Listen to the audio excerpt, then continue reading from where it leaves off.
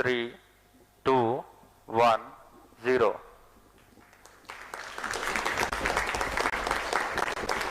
Plus 5 seconds. Lift off normal. Auto tracking. PT driver tracking. PSLV 661 का सफलतापूर्ण उत्थापन पतन प्रमोचन मंच से अपने उद्दिष्ट कक्षा की ओर अपना सफर जारी कर चुका है। Performance normal. ऑपरेशन सिंदूर के दौरान और अब जब सीज फायर चालू है उसके दौरान भी भारत बहुत सतर्क है।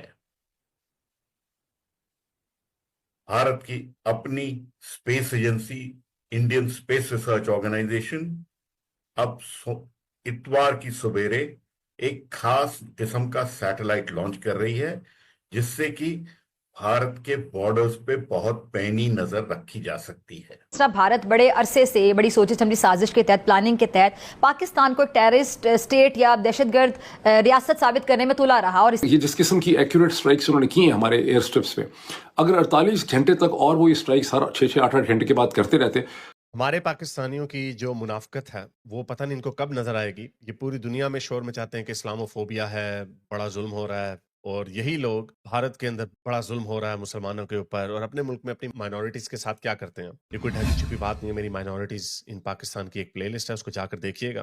के 10 सैटेलाइट ने पाकिस्तान पर लगातार 24 घंटा नजर बनाए रखा और फिर तीनों सेनाओं ने कैसे आतंकी ठिकानों को ध्वस्त किया, आइए इस रिपोर्ट के जरिए देखते हैं।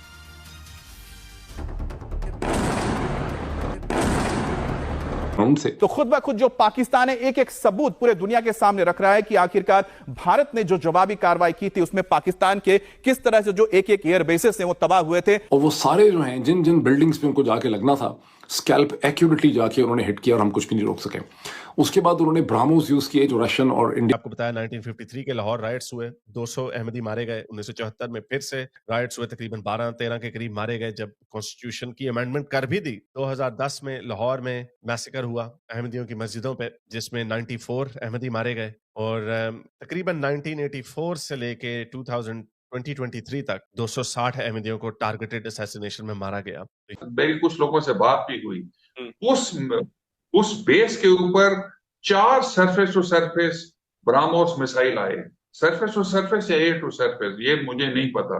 फिर हिंदुस्तान ने जो मिसाइल स्ट्राइक्स की हैं पाकिस्तान के अंदर, दो तीन किस्म के उन्होंने मिसाइल्स यूज किए। आपको पता है पहले उन्होंने मेरा ख्याल स्कैल्प यूज किए जो फ्रेंच टाइप के थे, जो एयर टू ग्राउंड। ऑपरेशन सिंदूर की सफलता के बाद भारत अब पाकिस्तान की और कड़ी निगरानी करना चाहता है और इसलिए इसरो रविवार को एक बहुत अहम सैटेलाइट लॉन्च करने जा रहा है। यह सैटेलाइट बादलों के पार और रात में भी निगरानी कर सकती है। श्रीहरिकोटा से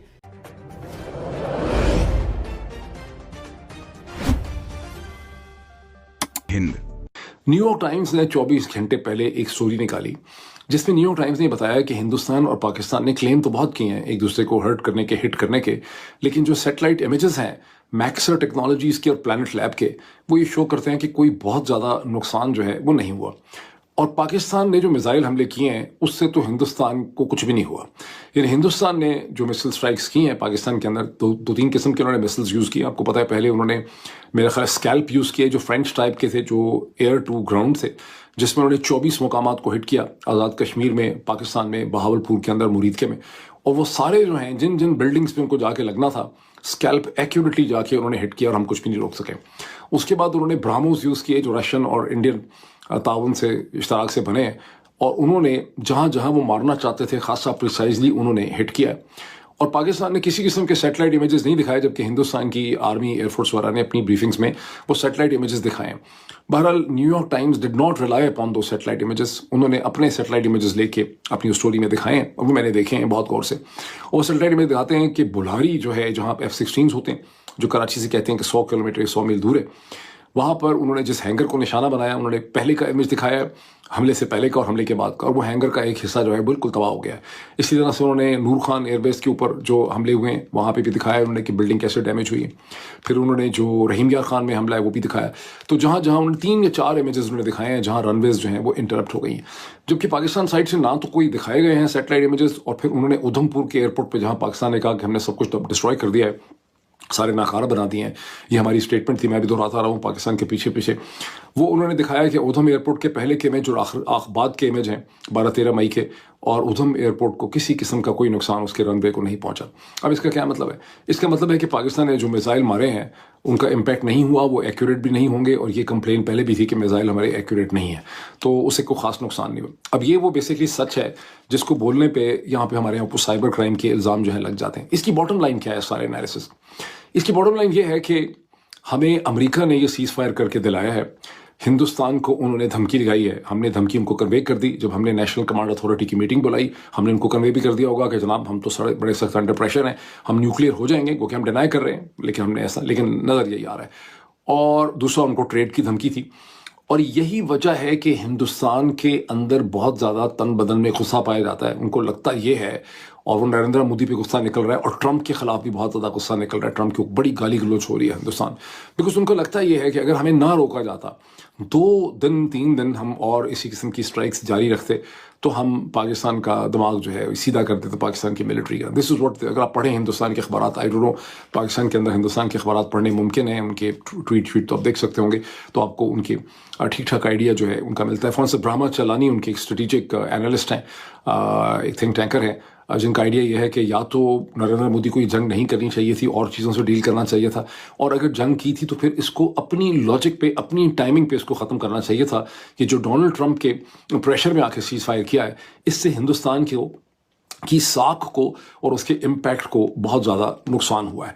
और अगर ये 48 घंटे में खुद भी इसको मैं देख रहा हूँ कि अगर ये जिस किस्म की एक्यूरेट स्ट्राइक्स उन्होंने की हैं हमारे एयर स्ट्रिप्स पे, अगर 48 घंटे तक और वो ये स्ट्राइक्स हर 6-6, 8-8 घंटे के बाद करते रहते, तो बहुत कम हमारे पास ऐसे रनवेज रह जाते।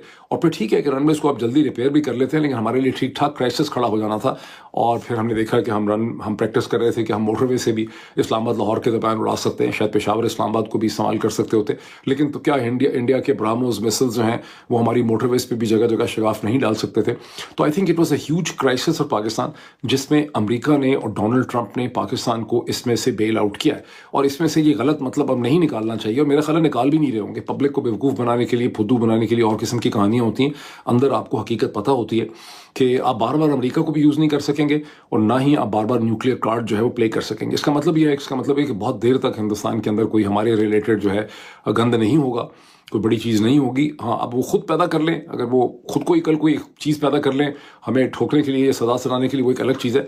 लेकिन मुझे लग रहा है कि हमारी साइड को अच्छी तरह से समझ आ गई है, और कहानी और सुनाई जा रही है, असल हकीकत जो है वो और है। आई एम सॉरी टू से कि आपके जज्बात को बहुत ठेस पहुँच रही है, लेकिन हकीकत को समझना जो है ना, यही साइबर क्राइम है, और हकीकत को समझना जो है वो बहुत ज़रूरी। हकीकतों को समझ के जिंदा रहें, इसी में आप सबका फ़ायदा है। Next morning he came with surface to surface missiles. वो भी फिर आर्मी और एयरफोर्स ने, आर्मी ने अल्फा